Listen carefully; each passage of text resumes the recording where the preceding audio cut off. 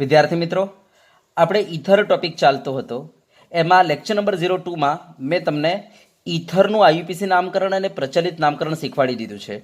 આજે આપણે lecture number 03માં ઈથરની બનાવટની વાત કરીશું. બરાબર, ઈથરની બનાવટ, પ્રિપેરેશન ઓફ ઈથર. તો જો ઈથરને મુખ્ય રીતે બે રીતના બનાવી શકાય છે. એક આલ્કોહોલમાંથી,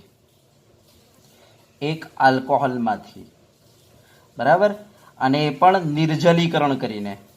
તો આપણે કહીશું આલ્કોહોલના નિર્જલીકરણ કરીને. અને બીજી રીત છે આલ્કાઇલ હેલાઇડમાંથી, જેને કહેવાય છે વિલિયમસન સંશ્લેષણથી. બરાબર, અને એક્ઝામ માટે વેરી મોસ્ટ આઈએમપી છે આ પ્રક્રિયા, વિલિયમસન સંશ્લેષણ. તો ચલો પહેલા સ્ટાર્ટ કરીએ આપણે આલ્કોહોલમાંથી, જેને કહીશું આલ્કોહોલના નિર્જલીકરણથી ઈથરની બનાવટ. તો આલ્કોહોલના નિર્જલીકરણથી ઈથરની બનાવટ કરણથી. તો ધ્યાન આપજો. પહેલા તો હું કોઈ એક આલ્કોહોલ લઈ લઉં છું. જુઓ, CH3CH2OH. મેં આ ઇથેનોલ લઈ લીધો છે. હવે હું એને પ્રોટોનિક એસિડ, એવો એસિડ કે જે પ્રોટોન આપી શકે, જેમ કે H2SO4 આ પ્રોટોન દાન કરી શકે છે, બરાબર, અથવા H3PO4 આ પ્રોટોન દાન કરી શકે છે. હા, H3BO3 જે છે ને એ આ એસિડ છે. ધ્યાન આપજો, બોરિક એસિડ જે છે એસિડ છે, પણ આ એસિડ જે છે પ્રોટોન દાન કરવાથી નથી થતો. ધ્યાન આપજો, આ એસિડ છે પણ પ્રોટોન દાન કરવાથી આ એસિડ નથી. બરાબર, હા, ધ્યાન આપજો. આપણે 11માં વાત કરેલી છે કાર્બન સમૂહમાં. H3BO3 એસિડ છે પણ પ્રોટોનિક એસિડ નથી. આ પ્રોટોન દાન કરવાથી એસિડ નથી બનતો. આ પાણીમાંથી OH- એક્સેપ્ટ કરવાથી પાણીમાં H+ વધે છે, જેના કારણે એસિડ બને છે. જ્યારે આ બધા એસિડ એવા છે કે જે પ્રોટોન દાન કરવાથી એસિડ બને છે. તો આપણે અહીંયા પ્રોટોનિક એસિડ લેવો પડશે કે જે H+ આપી શકે એવું એસિડ. તો જો આપણે આલ્કોહોલને, બરાબર, પ્રોટોનિક એસિડ જેવા કે સાંદ્ર H2SO4 છે, H3PO4 છે, બરાબર, યસ, એની હાજરીમાં જ્યારે આપણે 413 કેલ્વિન તાપમાને આપણે ગરમ કરીએ છીએ ત્યારે આ આલ્કોહોલ મોલિક્યુલ જે છે એનું ઇન્ટરમોલિક્યુલર ડિહાઇડ્રેશન થાય છે. ઇન્ટરમોલિક્યુલર ડિહાઇડ્રેશનનો મતલબ આવો છે કે ભાઈ CH3CH2OH આ એક આલ્કોહોલ છે. બીજો આલ્કોહોલ, દાખલા તરીકે આ OH, આ CH2CH3 છે, આ બીજો આલ્કોહોલ. હવે આ આલ્કોહોલનો H નીકળે છે, પેલા આલ્કોહોલનો OH નીકળે છે, H2O બાર, અને બંને જોડાઈ જાય છે. બરાબર, જેને કહેવાય ઇન્ટરમોલિક્યુલર ડિહાઇડ્રેશન કહેવાય. યસ, આનાથી શું બની જાય છે? ઈથર બની જાય છે. આ બની ગયો તમારો ઈથર. અને બહાર શું નીકળી ગયો? H2O વોટર બહાર નીકળી ગયો. યસ, તો આ રીતના ઇથેનોલમાંથી બની ગયો ડાઇઇથાઇલ ઈથર. બોલો, ઇથેનોલમાંથી શું બની ગયો? ડાઇઇથાઇલ ઈથર. બરાબર, તો આ રીતના આપણે આલ્કોહોલના નિર્જલીકરણ કરીને ઈથર બનાવી શકીએ. હવે ધ્યાન આપજો, આ જ પ્રક્રિયામાં CH3CH2OH, બરાબર, યસ, પ્રોટોનિક એસિડ જેવા કે સાંદ્ર H2SO4 અથવા H3PO4, યસ, આ જ પ્રક્રિયામાં ધ્યાન આપજો, જો હું તાપમાન 413 કેલ્વિન કરતાં ઊંચું કરી દઉં, જેમ કે મેં 443 કેલ્વિન કરી દીધું, ત્યારે શું થઈ જાય છે? તો ઇન્ટ્રામોલિક્યુલર ડિહાઇડ્રેશન થઈ જાય છે. ઇન્ટ્રામોલિક્યુલર એટલે આમાંથી જ વોટર બહાર નીકળી જાય છે. કેવી રીતના? તો ધ્યાન આપજો, OH સમૂહ જે કાર્બન સાથે જોડાયેલો છે એને આપણે આલ્ફા કાર્બન કહીશું, એના નજદીકના કાર્બનને બીટા કાર્બન કહીશું. આલ્ફા પરથી OH નીકળી જાય છે, બીટા પરથી હાઇડ્રોજન નીકળી જાય છે. બરાબર, આમ અલગ અલગ કાર્બન પરથી અલગ અલગ, કહેવાનો મતલબ કે ગ્રુપ નીકળે છે. અહીંયાથી OH નીકળે છે, અહીંયાથી H નીકળે છે, અને બંને વચ્ચે ડબલ બોન્ડ ફોર્મ થઈ જાય છે. એટલે શું બની ગયો? CH2 ડબલ બોન્ડ CH2 બહાર શું નીકળી ગયો H2O બહાર નીકળી ગયો યસ તો આ રીતના પ્રક્રિયા થાય છે જ્યારે હું તાપમાન ઊંચું કરી દઉં છું ત્યારે તો ત્યારે આલ્કોહોલમાંથી ઈથર બનવાને જગ્યાએ શું બની જાય છે આલ્કીન બની જાય છે તો ધ્યાન આપજો આલ્કોહોલમાંથી જ્યારે તમારે ઈથર બનાવવું હોય એનું નિર્જલીકરણ કરીને તો ધ્યાન આપજો તાપમાન તમારે નીચું રાખવું જરૂરી છે તો જ શું થશે ઇન્ટરમોલિક્યુલર ડિહાઇડ્રેશન થઈને ઈથર મળશે જો તમે તાપમાન ઊંચું કરી દીધું તો શું થઈ જાય છે ઇન્ટ્રામોલિક્યુલર ડિહાઇડ્રેશન થઈને તમને આલ્કીન મળી જાય છે એ વખતે બરાબર તો ધ્યાન આપજો આ જે પ્રક્રિયા છે એને કહેવાય છે બીટા વિલોપન પ્રક્રિયા શું કહેવાય છે બીટા વિલોપન પ્રક્રિયા તો બીટા વિલોપન પ્રક્રિયા થઈ જાય છે અને એમાં પણ આ પ્રક્રિયાને કહેવાય છે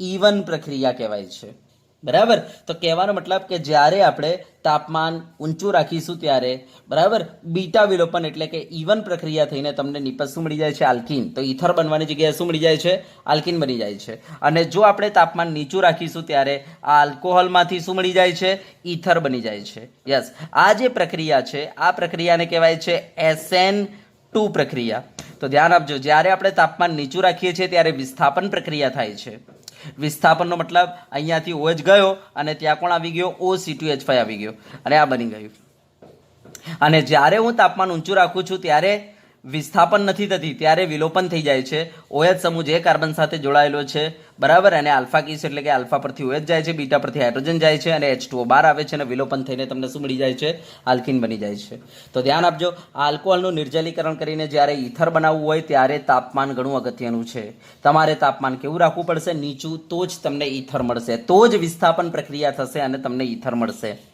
બરાબર તો આ રીતના આપણે આલ્કોહોલના નિર્જલીકરણ કરીને ઈથર બનાવીશું બરાબર હવે જુઓ હું અહીંયા ક્રિયાવિધિ લખું છું એટલે તમને બહેતર ખબર પડશે બરાબર યસ તો બંનેની ક્રિયાવિધિ હું અહીંયા લખી દઉં છું બંને પ્રક્રિયાઓની ચલો પહેલા આલ્કોહોલમાંથી ઈથર જે બને છે એની ક્રિયાવિધિ અહીંયા બતાવું છું તો ધ્યાન આપજો એમાં પહેલા ફર્સ્ટ સ્ટેપમાં થાય છે શું તો ફર્સ્ટ સ્ટેપના અંદર આપણી પાસે આ CH3 આ CH2 આ OH છે બરાબર આ OH છે યસ ઓક્સિજન ઉપર આ રીતના લોન પેર પડેલી છે હવે આપણી પાસે આ એસિડમાંથી શું ઉત્પન્ન થાય છે H+.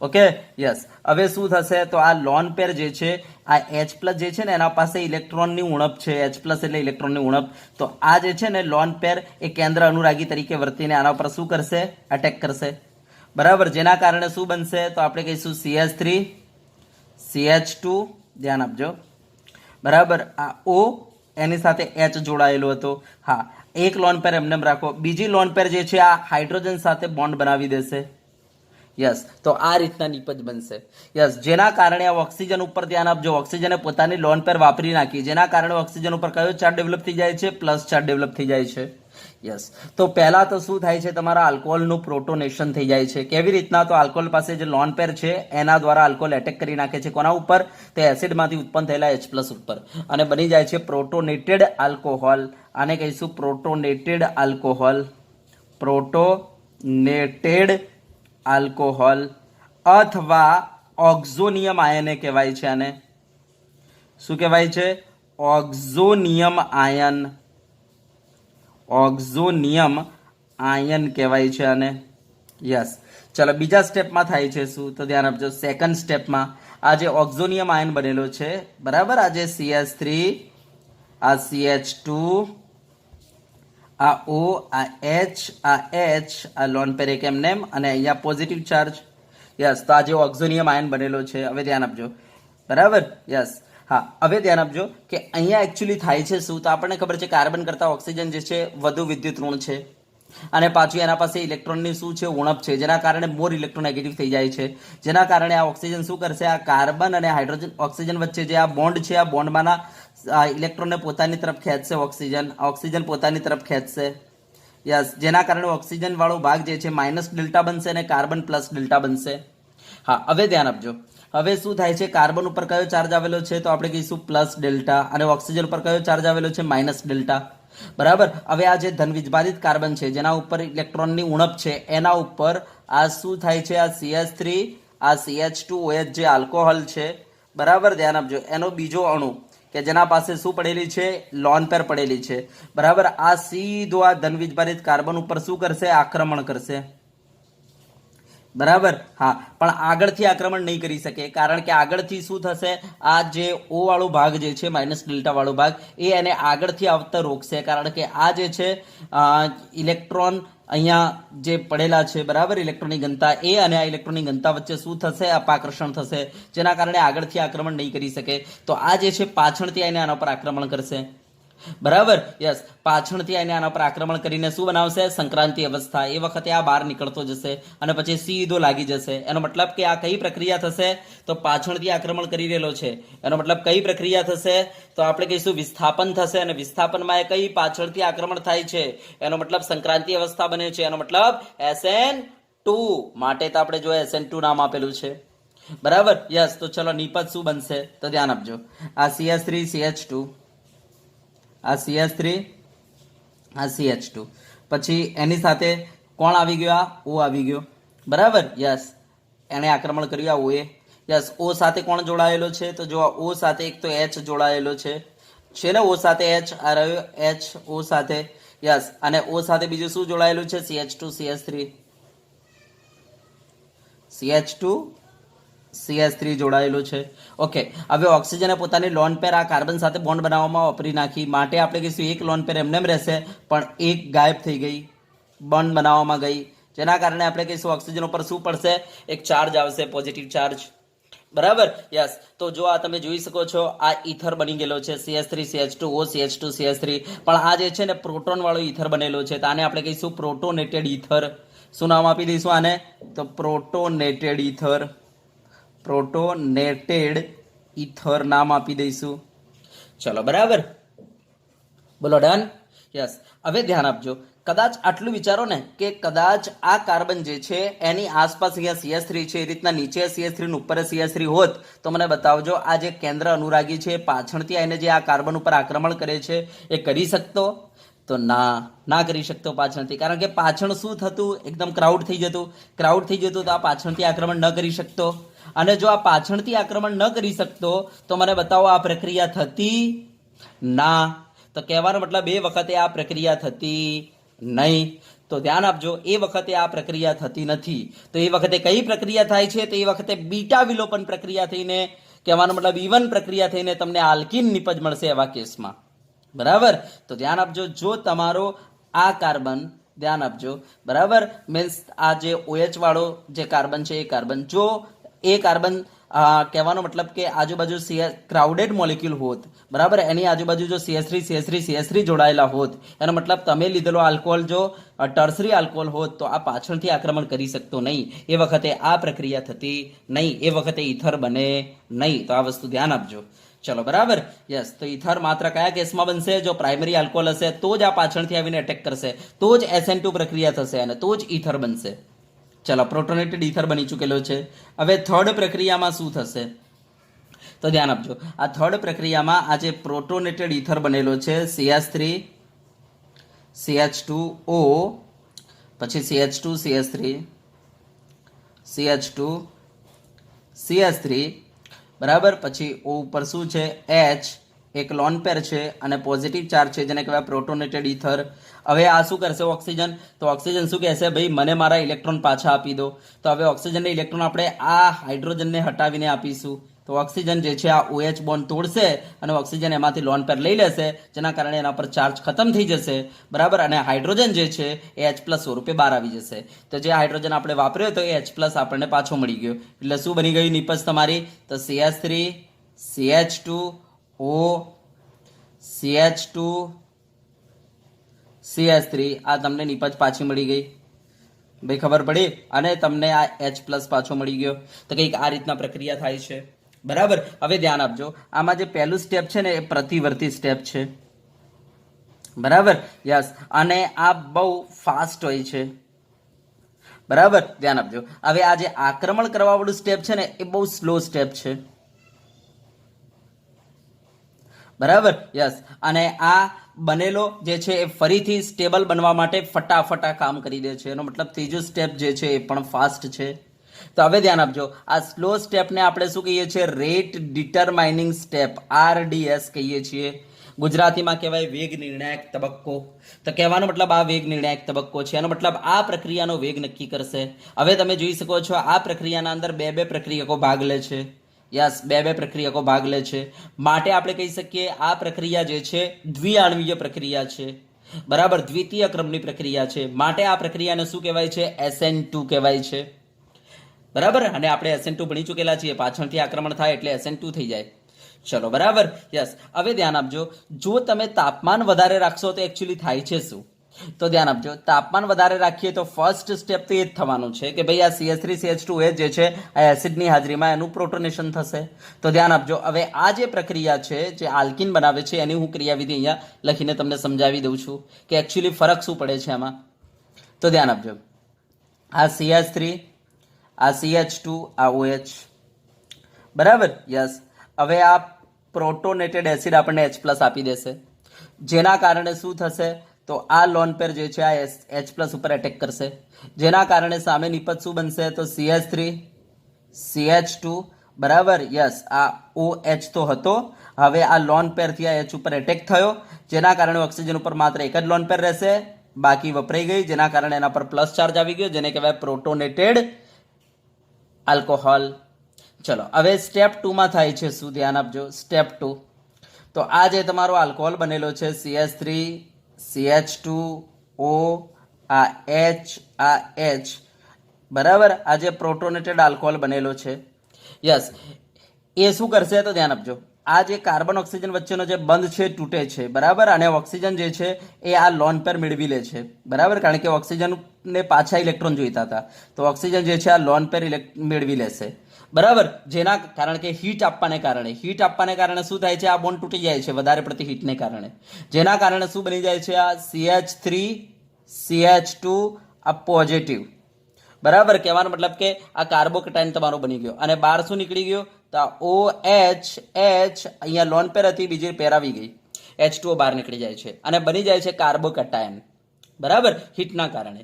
હા, અને બીજી વસ્તુ ધ્યાન આપજો કે જો તમે અહીંયા પ્રાઇમરી આલ્કોહોલની જગ્યાએ જો તમે સેકન્ડરી યા ટર્સરી આલ્કોહોલ લેશો ને, મીન્સ અહીંયા દાખલા તરીકે CH3 જોડાયેલો છે, તો આ પાછળથી આક્રમણ નહીં કરી શકે.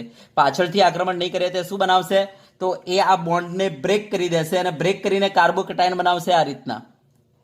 તો ધ્યાન આપજો, સેકન્ડરી અને ટર્સરીના કેસમાં આપણને કાર્બોકેટાયન મળવાનું છે, બરાબર, અને પ્રાઇમરીના કેસમાં જો તાપમાન વધારે હશે તો કાર્બોકેટાયન બનશે, નહીતર નહીં.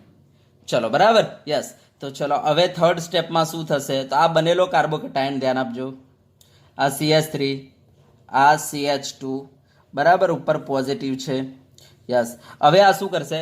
તો ધ્યાન આપજો, એની બાજુવાળો જે કાર્બન છે એના ઉપરથી હાઇડ્રોજન બહાર નીકળી જશે, બરાબર, યસ. આના ઉપરથી શું બહાર નીકળી જશે? હાઇડ્રોજન બહાર નીકળી જશે, અને આ બનાવી દેશે CH2 ડબલ બોન્ડ CH2 બનાવી દેશે, બરાબર. એનો મતલબ એવો થયો કે ધ્યાન આપજો, દાખલા તરીકે આલ્ફા કાર્બન આ બીટા કાર્બન, તો બીટા કાર્બન પરથી આપણો H બહાર નીકળી ગયો, બરાબર, H+ સ્વરૂપે. ઓકે, તો તમને જે H+ તમારો વપરાયો તો એ H+ તમને પાછો મળી ગયો. ઓકે, અને શું બની ગયું? તો આ બે કાર્બન વચ્ચે ડબલ બોન્ડ થઈ ગયા. હવે ધ્યાન આપજો, જ્યારે બે નજીકના કાર્બન ઉપરથી, બરાબર, જો સમૂહો બહાર નીકળતા હોય તો એને કહેવાય છે બીટા વિલોપન પ્રક્રિયા. શું કહેવાય છે? બીટા વિલોપન પ્રક્રિયા. તો ધ્યાન આપજો, આ બીટા વિલોપન પ્રક્રિયા છે. હા, અને એક આલ્ફા વિલોપન પ્રક્રિયા આવે. આલ્ફા એને કહેવાય કે જો એક જ કાર્બન ઉપરથી બે સમૂહો નીકળી જતા હોય તો એને આલ્ફા વિલોપન પ્રક્રિયા કહેવાય. તો અત્યારે આ બીટા વિલોપન પ્રક્રિયા છે, તમને દેખાય જ છે. હા, અને બીટા વિલોપન પ્રક્રિયામાં ધ્યાન આપજો, આ ફાસ્ટ સ્ટેપ છે, બરાબર, જે પ્રતિવર્તી છે, યસ. આ સ્લો સ્ટેપ છે અને આ ફાસ્ટ સ્ટેપ છે. આ ફટાફટ કામ કરી લેશે સ્ટેબલ બનવા માટે. તો સ્લો સ્ટેપ આ છે, બરાબર. હવે જે સ્લો સ્ટેપ હોય એને શું કહેવાય? RDS, રેટ ડિટરમાઇનિંગ સ્ટેપ કહેવાય, બરાબર, યસ. અને તમે જોઈ શકો છો આ સ્ટેપના અંદર તમે જોઈ શકો છો એક જ પ્રક્રિયા ઇન્વોલ્વ છે, બરાબર. માટે આપણે આને શું કહીશું? એક આણવીય પ્રક્રિયા. માટે આપણે એલિમિનેશનમાં પણ આને શું કહીશું? એલિમિનેશનમાં એક આણવીય. એનો મતલબ કે SN મીન્સ જે રીતના SN1 હતી એ રીતના આપણે કહીશું આને E1 પ્રક્રિયા, બરાબર. તો ધ્યાન આપજો, E1 પ્રક્રિયા ક્યારે થાય? જો કાર્બોકેટાયન મધ્યસ્થ નિપજ તરીકે બનતો હોય તો E1 પ્રક્રિયા આપશે. તો તમે જોઈ શકો છો અહીંયા આપણને કાર્બોકેટાયન મળે છે, એનો મતલબ E1 પ્રક્રિયા આપશે. તો ધ્યાન આપજો, જ્યારે આપણે તાપમાન ઊંચું રાખીશું ત્યારે બીટા વિલોપન પ્રક્રિયા થશે અને બીટા વિલોપનમાં કઈ થશે? E1 પ્રક્રિયા થશે. બરાબર. તો કહેવાનો મતલબ એ થઈ ગયો કે જો તમારો આલ્કોહોલ પ્રાઇમરી હશે અને તાપમાન નીચું હશે તો બીજો આલ્કોહોલનો અણુ આઈને આના ઉપર પાછળથી અટેક કરી દેશે અને અટેક કરીને તમને ઈથર આપશે. એનો મતલબ તમારી એ વખતે વિલોપન પ્રક્રિયા ન થતા કઈ થશે? વિસ્થાપન પ્રક્રિયા થશે, SN2. અને જો પ્રાઇમરી આલ્કોહોલ હશે પણ તાપમાન ઊંચું હશે, યા તો પછી સેકન્ડરી યા ટર્સરી આલ્કોહોલ હશે, ત્યારે શું થશે? કાર્બોકેટાયન ફોર્મ થઈ જશે. બરાબર, યસ. અને એ વખતે વિસ્થાપન પ્રક્રિયા ન થતા કઈ થશે? વિલોપન પ્રક્રિયા થશે. અને વિલોપનમાં એક આણ્વીય વિલોપન પ્રક્રિયા થશે, એનો મતલબ E1 પ્રક્રિયા થશે. બરાબર. તો આ મેં તમને સમજાવી દીધું બંનેની ક્રિયાવિધિ. હવે ધ્યાન આપજો, જો તમને આ ઈથરની બનાવટ કહે તો તમારે મહેરબાની કરીને આ ક્રિયાવિધિ લખવાની નહીં. આ બસ ખાલી મેં સમજાવવા માટે જ અહીંયા મૂકેલી છે. બરાબર, યસ. તમારે માત્ર આ બે પ્રક્રિયાઓ લખીને બસ ઈથર બનાવટની ક્રિયાવિધિ આપી દો, કામ પૂરું કરો. બરાબર. હા, તો હવે આના ઉપરથી તમે શું અનુમાન લગાવશો? ધ્યાન આપજો. આના પરથી આપણે એક અનુમાન આ પહેલા તો લગાવી શકીએ કે આમાંથી આપણે કયા ઈથર બનાવી શકીએ. તો ધ્યાન આપજો, એવા ઈથર બનાવી શકીએ કે જેમાં લાગેલા આલ્કાઇલ સમૂહ જે છે ને એ પ્રાઇમરી જ હોય. જો સેકન્ડરી અને ટર્સરી આલ્કાઇલ સમૂહ વાળા આપણે ઈથર આનાથી ના બનાવી શકીએ. કેમ? કારણ કે સેકન્ડરી આલ્કોહોલ લઈએ છે તો એ તો વિસ્થાપન પ્રક્રિયા થવાની જગ્યાએ વિલોપન પ્રક્રિયા આપી દે છે, એ વખતે તો આલ્કીન બની જશે. તો ધ્યાન આપજો, આ પ્રક્રિયાની મદદથી આપણે એવા ઈથર કે જેમાં ઓની બંને બાજુ લાગેલા આલ્કાઇલ સમૂહ જે છે એ સેકન્ડરી કે ટર્સરી હશે, એવા ઈથર આ પ્રક્રિયાથી બનાવી શકતા નથી. એ આ પ્રક્રિયાની મર્યાદા છે. બરાબર. તો ચલો હું મર્યાદા અહીંયા લખું છું. બરાબર, ચલો ક્લિયર. હું અહીંયા મર્યાદા લખું છું.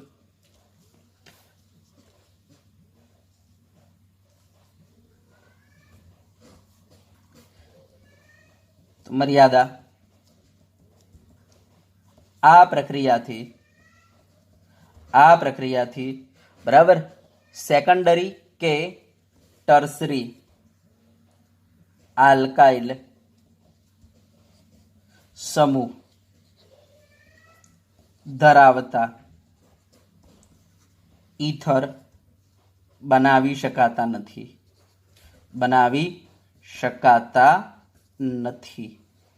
જેમ કે આ ટાઈપના CH3 CH CH3O CH CH3 CH3 આ ટાઈપના ઈથર તમે ન બનાવી શકો.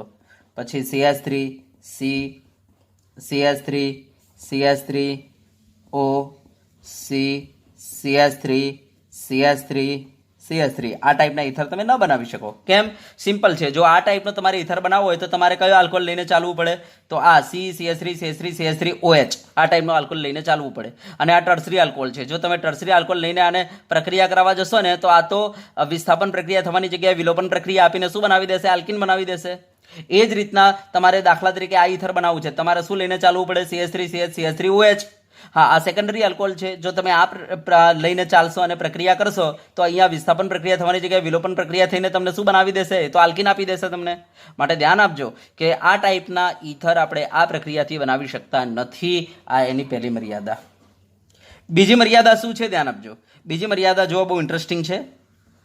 દાખલા તરીકે મારે અસંમિતીય ઈથર બનાવવું છે તો મેં અલગ અલગ પ્રકારના આલ્કોહોલ લઈને આ પ્રક્રિયા કરી. ધ્યાન આપજો. દાખલા તરીકે અહીંયા મેં સાંદ્ર H2SO4 નાખીને તાપમાન અહીંયા રાખી દીધું 413 કેલ્વિન અને મેં આ પ્રક્રિયા કરવાનું ચાલુ કર્યું. તો શું થશે?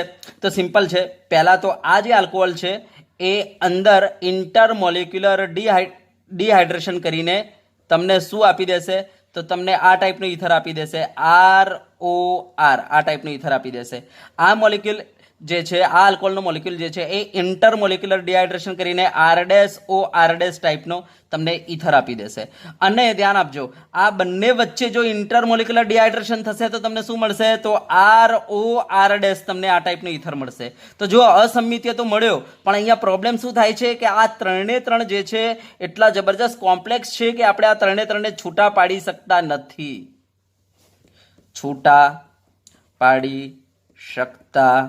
નથી. માટે આપણે શું કહીશું? અસમિતીય ઇથર આ રીતના અલગ અલગ વાળા અસમિતીય ઇથર આ પ્રક્રિયાથી બનાવી શકાતા નથી. તો આ બીજી મર્યાદા. તો અસમિતીય ઇથર આ પ્રક્રિયાથી બનાવી શકાતું નથી. આ પ્રક્રિયાથી બનાવી શકાતા નથી.